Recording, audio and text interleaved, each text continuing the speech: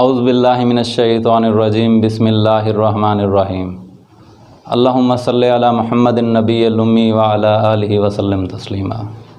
अस्सलामु अलैकुम प्यारे स्टूडेंट, मेरा नाम मोहम्मद बिलाल है और ये मेरा पहला लेक्चर है यूट्यूब पे। हालात हाज़रा को मद्देनज़र रखते हुए हमने ये कोशिश की है कि आपको ऑनलाइन पढ़ाया जाए। तो चैप्टर नंबर 5 से स्टार्ट किया है हमने। चैप्टर 5 का जो नेम है वो है सेट्स एंड फंक्शंस। तो आज हम इसका पहला जो पोर्शन है सेट्स, इसको डिस्कस करते हैं। तो जो पहली 3 एक्सरसाइज हैं 5.1 से 5.3 तक, ये रिलेटेड टू सेट्स हैं, और फिर इसकी लास्ट 2 एक्सरसाइज 5.4 और 5.5 वो फंक्शन से रिलेटेड हैं। तो हम आइए इंट्रोडक्शन देखते हैं। इसका सेट है, सबसे पहले इसकी डेफिनेशन सेट की। सेट बेसिक है, ये हम क्लास 5 से पढ़ते आए हैं, 6, 7 और इसी तरह 10th में भी इसका इंट्रोडक्शन दिया गया है, और इससे रिलेटेड 3 एक्सरसाइज हैं जो कि हम सॉल्व करेंगे।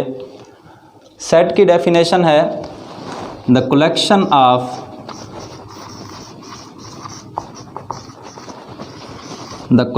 Of well defined and distinct object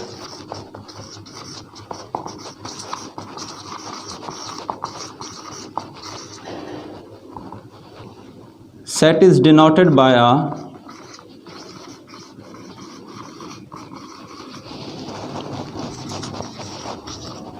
capital letters.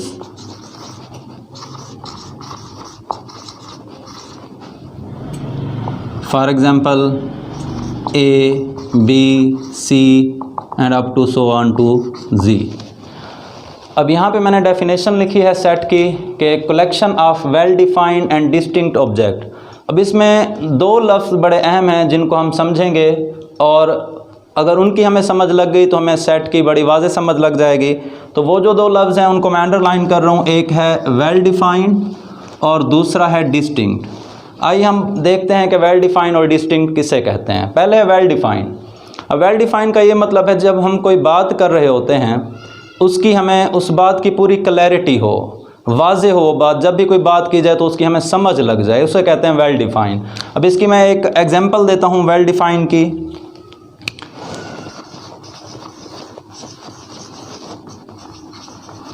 Well defined किसे कहते हैं? फॉर एग्जांपल मैंने यहाँ पे लिखा है the collection of tasty food. अब इसमें जो लफ्ज़ है टेस्टी, इसका हमें कोई पता नहीं है कि मतलब ये वेल डिफाइंड है या नहीं। वो ऐसे नहीं है कि टेस्टी फूड तो बहुत सारी हैं, क्या पता अब एक फ़ूड है। फॉर एग्जांपल हम ले लेते हैं कोई सब्ज़ी है या कोई फास्ट फूड में से आप ले लें, चलें पिज़्ज़ा ले लेते हैं, किसी एक बंदे को पसंद हो, वो दूसरे बंदे को वो ना हो पसंद, तो ये वेल डिफाइंड नहीं है। टेस्टी मतलब किसी एक की वो तरजीहात हो सकती है, बाकियों की नहीं हो सकती, तो ये वेल डिफाइंड नहीं है। अब हम दूसरा देखते हैं, मैं यहाँ पे लिख लेता हूँ the collection of good stories. अब यहाँ पे जो लफ्ज़ यूज़ किया मैंने गुड, ये भी अब इस पूरे को देखें तो इसमें भी ये वेल डिफाइंड नहीं है। वो ऐसे नहीं है कि ये जो लफ्ज़ यूज़ किया गया है गुड, अब इसमें गुड स्टोरीज़, अगर कोई एक स्टोरी है वो किसी एक पर्सन को पसंद होगी तो दूसरे को नहीं होगी, तो ये भी हमारे पास कोई जो है वेल डिफाइंड स्टेटमेंट नहीं है। तो हम क्या करते हैं, कोई वेल डिफाइंड स्टेटमेंट ले लेते हैं। मैं कोई एक और एग्जांपल ले लेता हूँ इसके लिए। 3rd एग्जांपल मैं ले लेता हूँ। मैं कहता हूँ द कलेक्शन ऑफ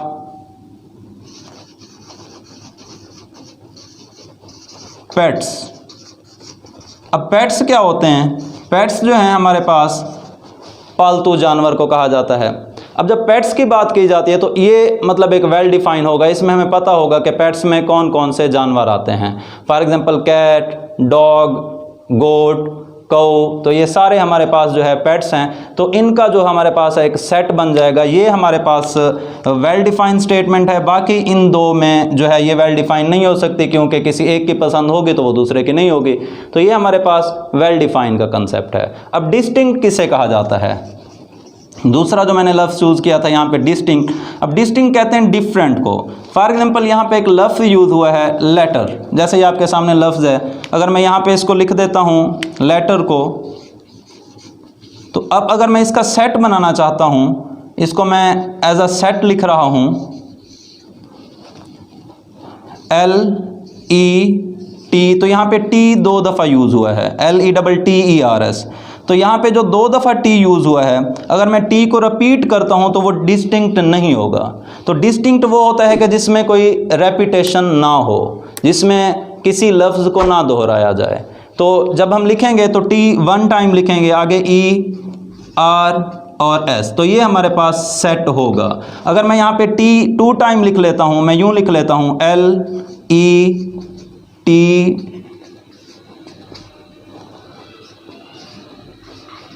तो ये सेट नहीं होगा, क्योंकि इसमें T जो है वो रिपीट हो गया।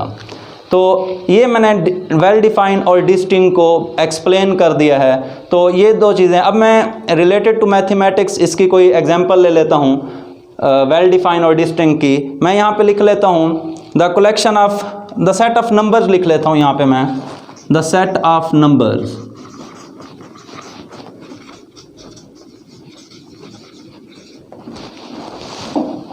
अब ये भी हमारे पास जो है नंबर्स बहुत सारे होते हैं। इसमें नेचुरल नंबर है, इंटीजर है, ऑड है, इवन है। तो ये भी हमारे पास जो है वो डिस्टिंक्ट नहीं होंगे।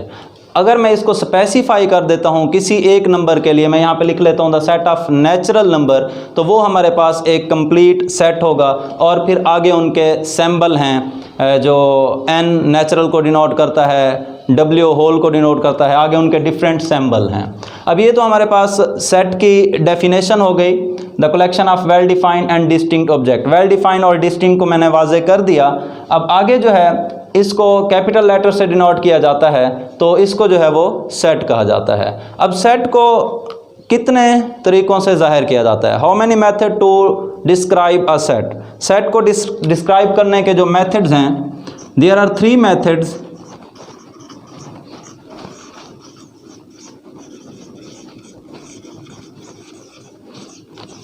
To describe a set, set को डिनोट करने के जो है वो डिस्क्राइब करने के 3 मेथड्स हैं। और फर्स्ट जो है वो है डिस्क्रिप्टिव फॉर्म,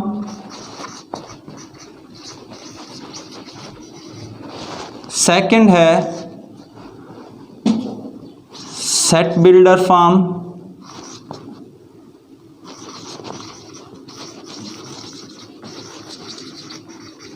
और थर्ड है टेबुलर फॉर्म।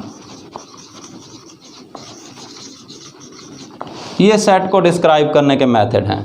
अब हमें सेट जो है वो डिस्क्रिप्टिव फॉर्म में भी दिया जाता है और सेट बिल्डर फॉर्म में भी दिया जाता है। हम क्या करते हैं, डिस्क्रिप्टिव फॉर्म को भी टेबुलर में कन्वर्ट करते हैं, सेट बिल्डर को भी टेबुलर में कन्वर्ट करते हैं। जब आगे हम एक्सरसाइज को सॉल्व करेंगे 5.1 में भी, इसी तरह 2, 3 में जब उनको सॉल्व करेंगे, तो ये जो 2 फॉर्म होंगी डिस्क्रिप्टिव और सेट बिल्डर, इन दोनों फॉर्म को कन्वर्ट किया जाएगा टेबुलर फॉर्म में।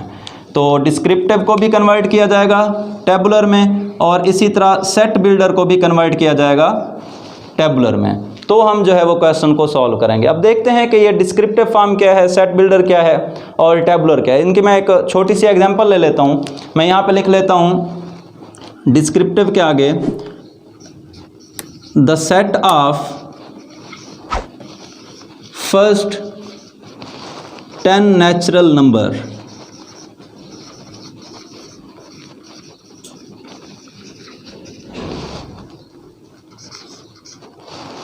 तो पहले 10 कुदरती आदाद का सेट, तो ये डिस्क्राइब कर दिया मैंने, उसे एक्सप्लेन कर दिया है।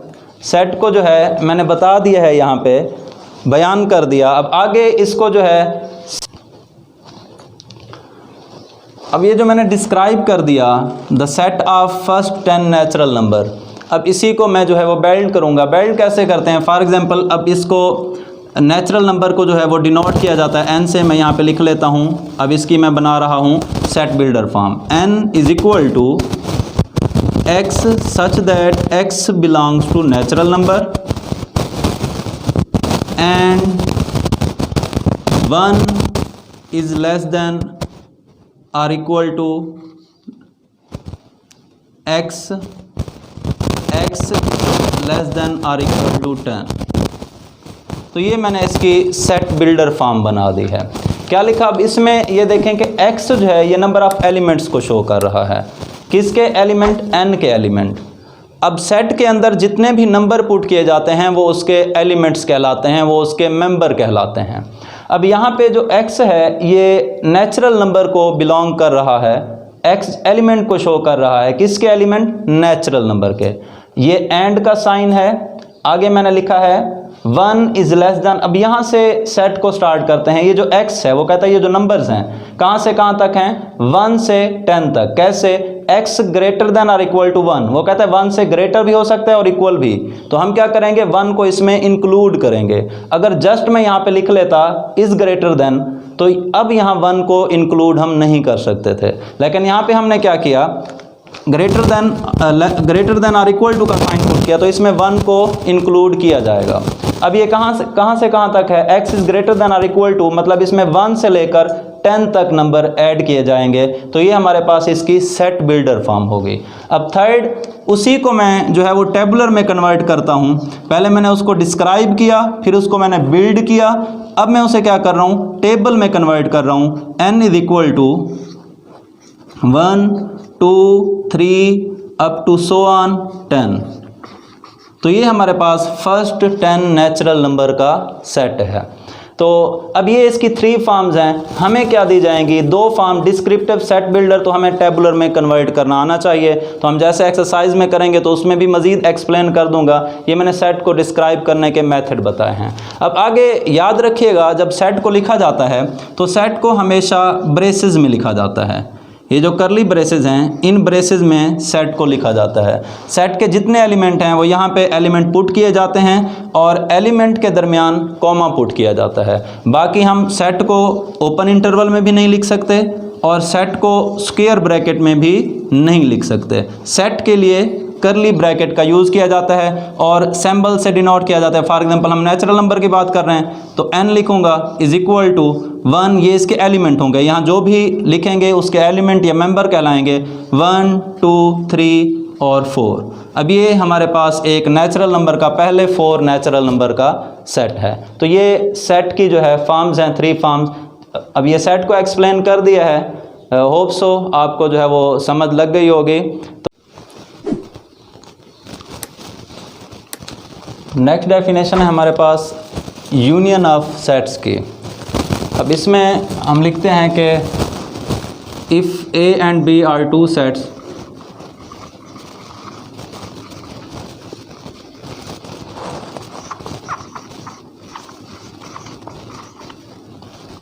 written as A union B,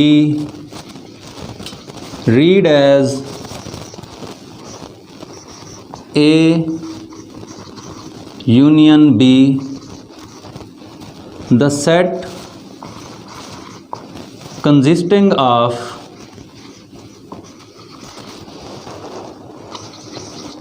all the elements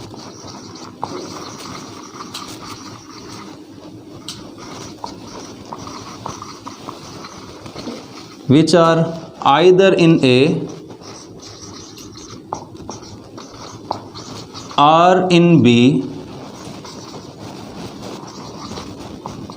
or in both। अब ये हमारे पास यूनियन ऑफ सेट्स की डेफिनेशन है। क्या कहा हमने यहाँ पे कि A और B कोई से भी 2 सेट हैं। अब इनको कैसे लिखा जाएगा, A यूनियन B, और पढ़ा कैसे जाएगा इन्हें, A यूनियन B। अब इसमें क्या डेफिनेशन वो बता रहा है कि set consisting of all the elements which are either in A, कि ऐसे एलिमेंट कि वो ए में भी हो सकते हैं या बी में भी हो सकते हैं या वो दोनों में भी हो सकते हैं और भी दोनों में भी हो सकते हैं।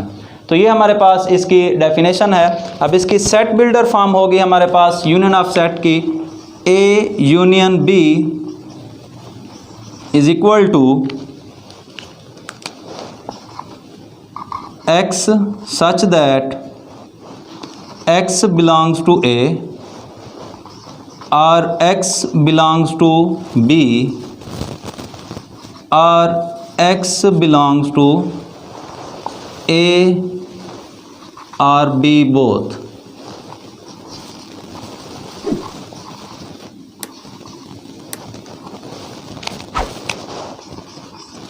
अब इसमें वो ये कहना चाह रहा है कि ऐसे एलिमेंट, x जो है वो नंबर ऑफ़ एलिमेंट्स हैं, ऐसे एलिमेंट या तो वो a में हों या फिर b में हों या फिर दोनों में भी हो सकते हैं, तो ये यूनियन ऑफ सेट्स कहलाएगा। अब इसकी मैं एक एग्जांपल ले लेता हूँ। मैं कहता हूँ कि a जो है वो हमारे पास है 1 2 3 4, इसी तरह सेट b जो है वो है हमारे पास 4 5 6 7।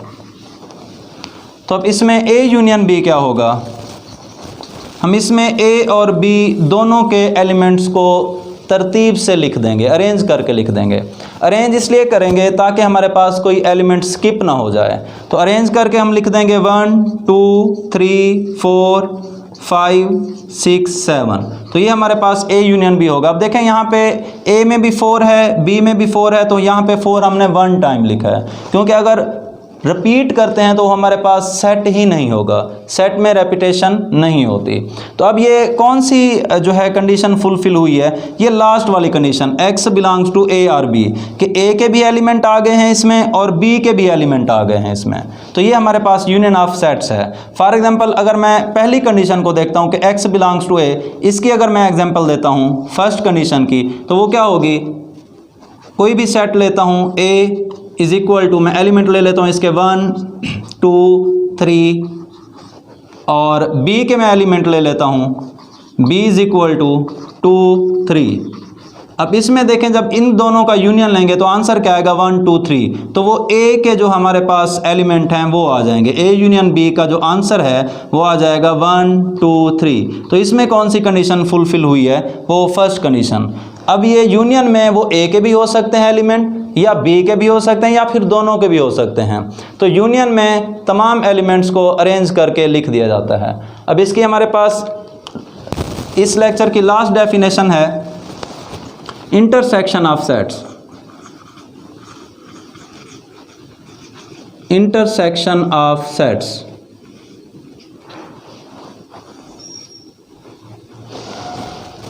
अब सेम वही डेफिनेशन है कि अगर कोई से हमारे पास दो सेट हैं, if A and B are two sets,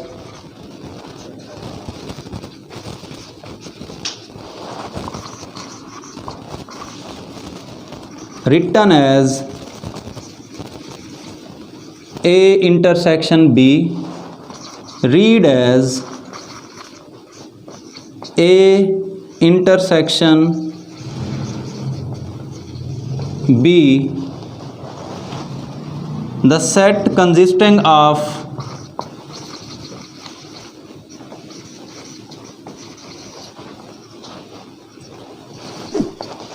all the elements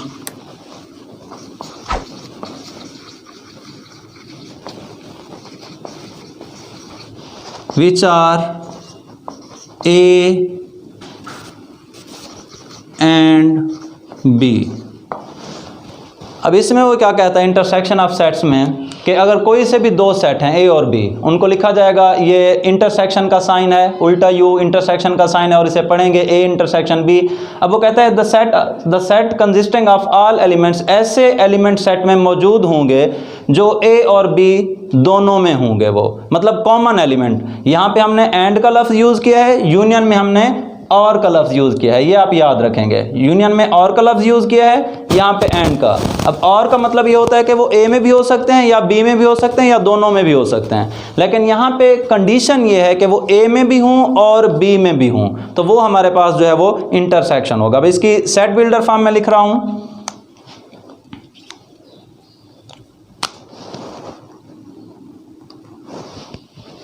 A intersection B is is equal to x such that x belongs to A and x belongs to B. ये इसकी सेट बिल्डर फॉर्म है। क्या कह रहा है इसमें कि ऐसे एलिमेंट, एक्स फॉर कोई भी एलिमेंट हो सकते हैं, कि ऐसे एलिमेंट जो ए में भी हों और बी में भी हों, दोनों सेट में मौजूद हों, तो वो इंटरसेक्शन कहलाएंगे। अब इसकी एक छोटी सी एग्जांपल ले लेता हूं कि ए सेट है हमारे पास, उसके एलिमेंट हैं 1 2 3। इसी तरह बी है, कोई भी एक सेट है, इसके एलिमेंट हम ले लेते हैं 2 3। अब जब इसका मैं दोनों का इंटरसेक्शन लूँगा, ए इंटरसेक्शन बी, तो ये हमारे पास इसका आंसर आएगा 2 3। ये हमारे पास इंटरसेक्शन होगा कि ए में 1 2 3, इसमें 2 3। अब देखें दोनों के जो कॉमन एलिमेंट हैं वो 2 और 3 दोनों के कॉमन एलिमेंट हैं, तो ये हमारे पास इंटरसेक्शन ऑफ सेट की डेफिनेशन होगी। तो स्टूडेंट्स, हमने जो डेफिनेशंस पढ़ी हैं यूनियन ऑफ सेट्स और इंटरसेक्शन ऑफ सेट्स की, अब उसी से रिलेटेड हम उसके क्वेश्चन को सॉल्व करते हैं। क्वेश्चन नंबर 1 को, क्वेश्चन नंबर 1 है हमारे पास, if x is equal to, x के 4 एलिमेंट हैं 1 4 7 9 and y is equal to 2 4 5 9। ये हमारे पास x और y के सेट्स दिए हुए हैं। हमने क्या फाइंड करना है, ये सिंपल सी एक्सरसाइज 1.5 जो है, सॉरी 5.1 जो है, बड़ी सिंपल एक्सरसाइज है। इसमें सिर्फ हमने यूनियन और इंटरसेक्शन ही फाइंड करने हैं, और ये आपने पिछली क्लासेस में किए हुए हैं। थोड़ी सी तवज्जो रखेंगे तो ये आपको बिल्कुल क्लियर हो जाएगी। और आप कुछ इसके पार्ट मैं सॉल्व कर देता हूँ, बाकी जो रिमेनिंग हैं वो आप खुद कर लेंगे। अब इसका जो पार्ट 1 मैंने चूज़ किया है, x यूनियन y है, तो हम क्या करते हैं, जैसे हमने पार्ट 1 को सॉल्यूशन में x यूनियन y लिखा हुआ है, x की जगह इसका सेट लिख दिया जाएगा, और फिर यूनियन, फिर y का सेट लिख दिया जाएगा, और दोनों का यूनियन फाइंड कर लिया जाएगा। अब x का सेट लिख लेते हैं हम 1 4 7 9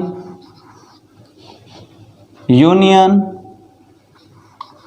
y का सेट लिख देंगे 2 4 5 9, x यूनियन y। अब इन दोनों का जो है हम यूनियन लेंगे। यूनियन कल मैंने डेफिनेशन में आपको बताया है कि 1 4 7 9 और 2 4 5 9, इनका जब यूनियन लेंगे तो सेट्स को अरेंज करके लिख दिया जाएगा। यूनियन मीन उनको कंबाइन करके लिख दिया जाएगा कि सबसे पहले छोटा नंबर, फिर उससे बड़ा, फिर उससे बड़ा, अरेंज करके उनको लिख दिया जाएगा। अरेंज इसलिए करेंगे ताकि हमारे पास कोई नंबर स्किप ना हो। तो लिखते हैं इसको अरेंज करके, 1 लिख दिया, फिर यहाँ 4 है, यहाँ देखते हैं 1 के बाद कौन सा नंबर 2 लिख दिया, फिर अब 4 इधर भी है, इधर भी है, तो इसको 1 टाइम लिखेंगे क्योंकि सेट में नंबर रिपीट नहीं होता। 4 फिर 5 फिर 7 और फिर 9, तो ये हमारे पास इसका आंसर है x यूनियन y का। अब इसके बाद हम इसका कोई और पार्ट कर लेते हैं क्वेश्चन नंबर 1 का। क्वेश्चन नंबर 1 का पार्ट नंबर मैं 4 आपको सॉल्व करा देता हूं। पार्ट नंबर 4 है y intersection x, y intersection x। Same ऐसे करेंगे, सबसे पहले y का सेट इंटरसेक्शन x का सेट, और दोनों के कॉमन एलिमेंट को लिख दिया जाएगा। y का सेट है 2 4 5 9 इंटरसेक्शन x का सेट है 1 4 7 9। अब इन दोनों में देखते हैं कि हमारे पास जो कॉमन एलिमेंट है वो कौन है। 2 y में तो है लेकिन x में नहीं है, 4 y में भी है, x में भी है। एक तो 4 हमारे पास कॉमन है तो यहाँ पे 4 लिख दिया। अब दूसरा कौन सा है, 5 यहाँ नहीं है, 9 यहाँ है, बड़ा कॉमन है, तो 4 और 9 ये हमारे पास कॉमन एलिमेंट हैं, तो ये हमारा आंसर होगा पार्ट नंबर 4 का। अब इसके जो पार्ट रिमेनिंग पार्ट हैं, पार्ट नंबर 2 और 3, ये बेटा आप खुद सॉल्व कर लेंगे। पार्ट नंबर 3 और पार्ट नंबर 2,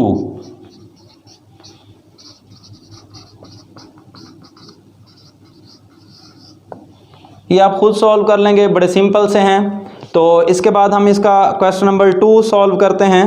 क्वेश्चन नंबर 2 में दिया हुआ है if x is equal to, question number 2 है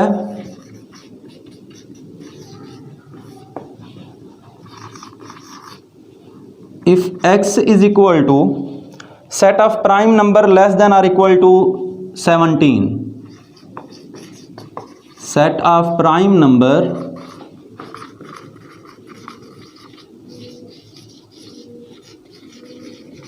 लेस देन और इक्वल टू 17,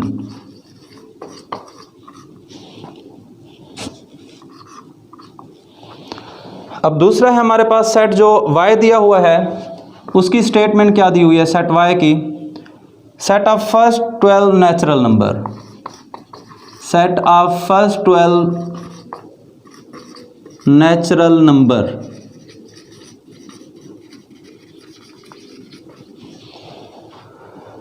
अब इसके भी 4 पार्ट दिए हुए हैं, कोई से 2 मैं करा दूंगा, बाकी 2 आप खुद सॉल्व कर लेंगे, बड़ा सिंपल सा है, ये भी सेम ऐसे है।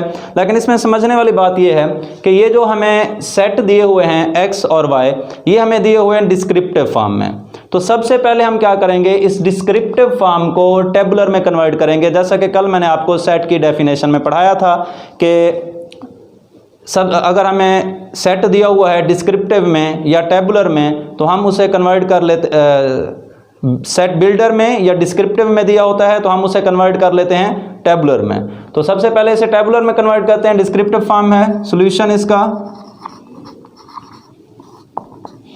x is equal to set of prime number, prime number का सेट है, कहां से कहां तक, लेस देन और इक्वल टू 17, मतलब वो कहता है 17 से लेस और उसके इक्वल, ये इक्वल भी है 17 के, 17 उसमें इंक्लूड है अगर वो प्राइम है तो। अब प्राइम नंबर का ऐसा सेट जो 17 तक हो वो हमने लिखना है। तो लिखते हैं प्राइम नंबर का सेट 17 तक कौन सा, ये 2 3 5 7 11 13 और 17, ये हमारे पास प्राइम नंबर का सेट है 17 तक। अच्छा, प्राइम नंबर क्या होते हैं, इसको थोड़ा सा हम पढ़ लेते हैं, कैसे मैंने ये सेट बनाया है, टेबुलर में कैसे कन्वर्ट किया। अब प्राइम नंबर ऐसे होते हैं जो डिविजिबल होते हैं वन एंड इटसेल्फ पे, which is divisible one and itself, ये प्राइम नंबर की डेफिनेशन है। ऐसे नंबर जो वन और खुद पर डिवाइड होते हैं वो प्राइम कहलाते हैं। अब यहाँ पे 1 मैंने प्राइम में इसलिए नहीं लिखा क्योंकि प्राइम नंबर जो है वो 2 पॉजिटिव इंटीजर पे डिवाइड होता है, एक कौन सा 1 और दूसरा कौन सा वो खुद। फॉर एग्जांपल 2 मैंने पहला प्राइम नंबर लिया, क्यों, क्योंकि ये 1 पर भी डिवाइड होता है और फिर 2 इटसेल्फ इसका 2 हो जाएगा, 1 और 2 दोनों पर डिवाइड होता है तो ये प्राइम होगा। 1 इसलिए प्राइम नहीं होगा क्योंकि 1 का इटसेल्फ भी 1 होता है तो वो एक पॉजिटिव इंटीजर बनेगा, इसलिए 1 को प्राइम नंबर में नहीं लिया जाता। तो प्राइम नंबर 2 से स्टार्ट होते हैं, पहला प्राइम नंबर 2 है, फिर 3 1 पर होता है और 3 पर, इसी तरह 5 1 पर डिवाइड होता है और 5 पर, 7 भी 1 पर डिवाइड होता है और 7 पर, और किसी नंबर पे डिवाइड नहीं होता। इसी तरह यहाँ पे मैंने 4 नहीं लिया, क्यों, क्योंकि 4 1 पर भी डिवाइड होता है, 2 पर भी, 4 पर भी, तो वो 4 जो है प्राइम नहीं होगा। तो ये जो नंबर लिए हैं 2 से 17 तक ऐसे नंबर हैं जो 1 और खुद पर डिवाइड होते हैं, बाकी किसी नंबर पर डिवाइड नहीं होते, by the definition of prime number. अब इसके बाद है दूसरा सेट हमारे पास, set of first 12 natural number. अब नेचुरल नंबर का आपको पता है कि कौन से नंबर होते हैं, इनका दूसरा नेम काउंटिंग नंबर भी होता है, काउंटिंग नंबर। अब काउंटिंग आपको पता है, गिनती तो सबको आती होगी कि किस चीज़ को काउंट करना है तो फिर वो 1 से ही हम शुरू करते हैं। तो ये 1 से 12 तक नेचुरल नंबर का सेट है, 1 2 3 अप टू सो ऑन, और ये 12। ये हमारे पास x और y को मैंने टेबुलर में कन्वर्ट कर दिया। अब इसके 4 पार्ट हैं, कोई से 2 मैं कर लेता हूँ। इसका पार्ट नंबर, चले मैं सॉल्व कर रहा हूँ, पार्ट नंबर 2 इसका मैं सॉल्व कर लेता हूँ। y यूनियन x दिया हुआ है, part number 2 y union x। अब y कौन सा सेट है हमारे पास, फर्स्ट 12 नेचुरल नंबर का, 1 2 3 अप टू सो ऑन, मतलब 12 तक ये नंबर है हमारे पास। यूनियन x प्राइम नंबर का है 17 तक, 2 3 5 7 11 13 17। अब इन दोनों का यूनियन लूँगा मैं, तो यूनियन जब लेंगे तो क्या करेंगे, वही अरेंज करके नंबर को लिख दिया जाएगा। 1 से 12 तक तो कंसेक्टिव नंबर आएंगे। आगे कौन से नंबर आएंगे, 13 और 17, ये हमारे पास y यूनियन x होगा। तो इसका आंसर होगा 1 2 3, तो 12 तक ये कंसेक्टिव नंबर आएंगे, क्योंकि दोनों में यहाँ पे y में 1 से 12 तक कंसेक्टिव हैं। आगे देखते हैं कौन से नंबर बाकी रह गए, 13 और 17। यहाँ पे मैंने लिख दिया 13 और 17, ये हमारे पास इसका आंसर है y यूनियन x का। अब इसके बाद मैं कोई इंटरसेक्शन वाला क्वेश्चन करा देता हूँ। इसका पार्ट, इंटरसेक्शन वाला पार्ट है, पार्ट नंबर 3 कर लेते हैं, x intersection y। Part number 3 x intersection y। अब x है हमारे पास 2 3 5 7 11 13 और 17। इंटरसेक्शन y कौन सा है हमारे पास, 1 से 12 तक, 1 2 3 अप टू सो ऑन 12। अब देखें इन दोनों सेट में x और y में कोई ऐसा नंबर है जो हमारे पास कॉमन हो, x में भी जो हो और y में भी जो हो। अब देखते हैं यहाँ पे जो कॉमन नंबर है हमारे पास, उनको लिख लेंगे हम। 2 यहाँ भी है और वहाँ भी है, x में भी और y में भी, दोनों में 2 कॉमन है, तो ये आंसर होगा एलिमेंट। फिर 3, फिर 5, फिर 7 और फिर 11, ये आंसर है। क्योंकि 1 से 12 तक तो कंसेक्टिव हमारे पास मौजूद हैं। फिर वो वाले प्राइम ले लेंगे जो 1 से 12 की रेंज में आते हैं, वो कौन से हैं, 2 3 5 7 11। तो ये हमारे पास x इंटरसेक्शन y का जो है वो आंसर है। अब ये इसके पार्ट नंबर 2 और 3 मैंने कर दिए हैं, बाकी 1 और 4 जो है वो आप खुद कर लें। पार्ट नंबर 1 और पार्ट नंबर 4 सॉल्व इटसेल्फ, ये आप खुद कर लेंगे, क्योंकि मैंने टेबुलर बना दी। अब इसके जो है एक यूनियन का होगा, एक इंटरसेक्शन का होगा, उन दोनों को आप जो है वो खुद सॉल्व कर लेंगे। अब क्वेश्चन नंबर 3 हम सॉल्व करते हैं। क्वेश्चन 3 में है कि x जो है वो 5 है, y पॉजिटिव इंटीजर नंबर का सेट है और t जो है ये ऑड पॉजिटिव ऑड नंबर का सेट है। अब इसमें जो है हमारे पास सिंबल दिए गए हैं, जो सेट हैं, 3 सेट हैं, x y और t, ये तीनों सिंबॉलिकल हैं, सिंबल दिए गए हैं। तो हम भी कोशिश करते हैं इनको सिंबल में सॉल्व करने की। तो हम इनको टेबुलर में कन्वर्ट नहीं करेंगे, जैसे सिंबल दिए हुए हैं कोशिश करते हैं कि इन्हीं सिंबल में ही इनको सॉल्व कर दिया जाए, तो वो ज़्यादा बेटर है। तो हम क्या करते हैं, x जो है यहाँ पे मैं पहले बता देता हूँ आपको, जो सिंबल यूज़ हुए हैं, ये सिंबल है फाई का, इसे पढ़ते हैं फाई, इस सिंबल को, इसकी वजह से टेबुलर जो है फॉर्म वो ये एम्प्टी सेट होती है, ये फाई है। दूसरा है इंटीजर नंबर का, पॉजिटिव इंटीजर नंबर। तो ये कौन से हैं पॉजिटिव इंटीजर नंबर, अगर मैं पॉजिटिव इंटीजर नंबर लिखूं तो ये हमारे पास 0 1 2 3 and up to so on, ये पॉजिटिव इंटीजर नंबर का सेट है हमारे पास। 0 भी जो है हमारे पास वो पॉजिटिव इंटीजर में आएगा, क्योंकि 0 को नॉन नेगेटिव नंबर कहा जाता है, तो ये पॉजिटिव इंटीजर का। इसी तरह अगर मैं ऑड नंबर लेता हूँ, पॉजिटिव ऑड नंबर, तो वो कौन से होंगे, 1 3 5 7 and up to so on, ये हमारे पास पॉजिटिव ऑड नंबर का। ये मैंने टेबुलर फॉर्म आपको बता दी सेट की, वैसे मैं इसे जो है वो सैम्पल में सॉल्व करना चाहूँगा। तो अभी हमारे पास इसका पार्ट नंबर फर्स्ट है, पार्ट फर्स्ट दिया हुआ है x यूनियन y। तो इसमें क्या करेंगे, हम वही सिंबल लिख देंगे। x का जो सिंबल है वो है फाई यूनियन, y का सिंबल है पॉजिटिव इंटीजर नंबर। अब जब इनका हम क्या करेंगे, यूनियन लेंगे, तो यूनियन में आंसर हमारे पास क्या आएगा, पॉजिटिव इंटीजर नंबर। अब ये मैंने कैसे लिख दिया, पॉजिटिव इंटीजर नंबर कैसे लिख दिया, वो ऐसे लिख दिया कि जो पॉजिटिव इंटीजर है, अब जब हम याद रखेंगे सिंबॉलिकल क्वेश्चन हम सॉल्व कर रहे होंगे, उसमें जो हमारे पास यूनियन को सॉल्व कर रहे होंगे, यूनियन में ऐसा सेट लेंगे जो दोनों में जो है वो ग्रेटर होगा यूनियन में। अब फाई एम्प्टी सेट, इसमें कोई एलिमेंट नहीं होता, ये एम्प्टी है। इंटीजर में 0 1 2 3 and up to so on सारे नंबर इंक्लूड हैं। तो अब इन दोनों में जो ग्रेटर सेट है वो z है इंटीजर का है, तो इसलिए मैंने इंटीजर लिख दिया। याद रखिएगा कि यूनियन में जब हम सिंबॉलिकल सॉल्व कर रहे होंगे, यूनियन में ग्रेटर सेट लिखा जाता है और इंटरसेक्शन में स्मॉलर सेट लिखा जाता है, तो इसलिए यहां मैंने क्या कर दिया, इंटीजर का सेट लिख दिया, तो ये हमारा आंसर होगा। तो z पॉजिटिव, अब z पॉजिटिव किसके इक्वल है, कौन से सेट के इक्वल है, y के, तो यहां पर मैं y लिख देता हूं, तो ये हमारा इसका क्या होगा, आंसर होगा।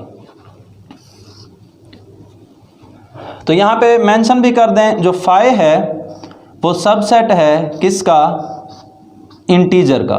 फाई जो है वो इंटीजर का सबसेट है, ये आप इसमें हिंट दे दें, since phi is a subset of integer. अब सबसेट क्या होता है, सबसेट को मैं थोड़ा सा एक्सप्लेन कर देता हूं। इसमें यहाँ मैंने इसको हिंट के तौर पर यूज़ किया। सबसेट ये पहले भी मैंने एक्सप्लेन किया था सेट की डेफिनेशन में, मजीद मैं यहाँ थोड़ा सा एक्सप्लेन कर देता हूँ। सबसेट किस ऐसा सेट, मतलब अगर कोई से भी दो सेट हों, ए और बी, कोई से दो सेट हैं, ए के सारे एलिमेंट सेट बी में मौजूद हैं, तो ए बी का सबसेट होगा। फॉर एग्जांपल ए के एलिमेंट हैं हमारे पास 1 2 3, और इसी तरह बी के जो है हमारे पास एलिमेंट हैं 1 2 3 4 5, जितने भी आप ले लें। तो यहाँ पे ए के देखें सारे एलिमेंट बी में मौजूद हैं, तो ए बी का क्या होगा, सबसेट होगा। मैं लिख सकता हूँ A is a subset of set B. तो ये हमारे पास इसकी जो है वो सबसेट के एग्जांपल है। अब देखें फाई, इसके सारे एलिमेंट इंटीजर, मतलब इसमें तो कोई एलिमेंट नहीं है, और जो एम्प्टी सेट होता है वो हर सेट का सबसेट होता है, ये याद रखेंगे, एम्प्टी सेट हर सेट का सबसेट होगा। अब इसमें फाई जो है वो सबसेट है इंटीजर का, तो ये हमारे पास यूनियन लिया इंटीजर, ये आंसर आएगा हमारे पास। टिश्यू दे दें। अच्छा जी,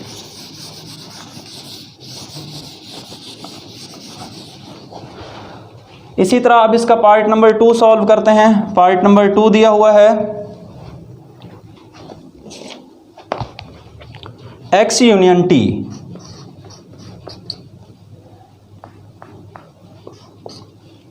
x यूनियन t, अब x जो है वही फाई है, एम्प्टी सेट है, यूनियन t कौन सा है, ऑड पॉजिटिव का।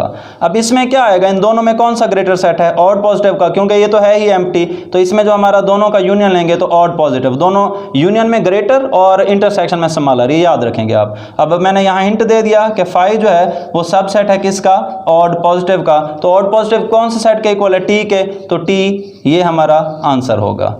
Part number 3 y union t,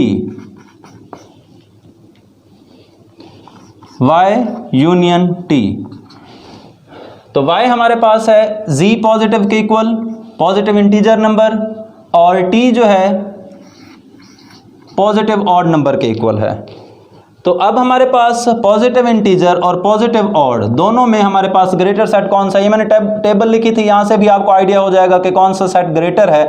अब यहाँ पे हमारे पास इंटीजर नंबर का सेट जो है, इन दोनों में पॉजिटिव ऑड और पॉजिटिव इंटीजर में हमारे पास जो ग्रेटर नंबर है वो इंटीजर नंबर है। तो यहाँ पे पॉजिटिव इंटीजर नंबर जब यूनियन लेंगे तो पॉजिटिव इंटीजर नंबर का सेट आएगा।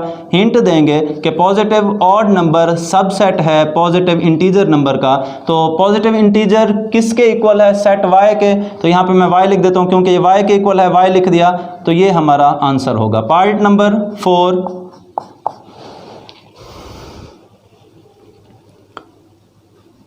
x intersection y, x intersection y। अब x किसके इक्वल है, फाई के, इंटरसेक्शन y किसके इक्वल है, पॉजिटिव इंटीजर के इक्वल है। अब देखें बेटा, इसमें जो है हमारे पास, मैंने अभी आपको बताया है कि इंटरसेक्शन वो होता है कि जब हम सिंबॉलिकली सॉल्व करेंगे इंटरसेक्शन को, इंटरसेक्शन में दोनों जो इन दोनों सेट में से जो स्मॉलर सेट होगा वो लिखा जाएगा। तो दोनों में स्मॉलर सेट कौन सा है, फाई एम्प्टी, और पॉजिटिव इंटीजर नंबर में से स्मॉलर सेट जो है वो एम्प्टी है। अंडरस्टूड बात है, कोई एलिमेंट नहीं है, तो इंटरसेक्शन में क्या आंसर आएगा हमारा, एम्प्टी सेट आएगा। इसका हम जो है वो हिंट दे देंगे कि phi is a subset of positive integer number. Part number, अच्छा ये किसके इक्वल है, फाई जो है ये है किसके इक्वल जी, ये है x के इक्वल, तो यहाँ पे मैंने x लिख दिया, ये हमारा आंसर है। पार्ट नंबर 5, पार्ट नंबर 5 है x intersection t, x intersection t। अब x किसके इक्वल है, एम्प्टी, फाई के इंटरसेक्शन टी किसके इक्वल है, पॉजिटिव ऑड नंबर के। अब इन दोनों में स्मॉलर सेट जो है वही हमारे पास एम्प्टी सेट ही है, तो आंसर वही एम्प्टी सेट आएगा। एम्प्टी सेट किसके इक्वल है, एक्स के इक्वल है, तो ये हमारा आंसर होगा। और हिंट देंगे यहाँ पे हम कि phi is a subset of odd positive, कि फाई वैसे हर सेट का सबसेट होता है, तो यहाँ ऑड पॉजिटिव का हिंट दे दिया, तो ये हमारा आंसर होगा। और इसका पार्ट नंबर जो है 6, ये आप खुद सॉल्व कर लें। सेम इसी तरह होगा, इसको आपने खुद सॉल्व कर लेना है।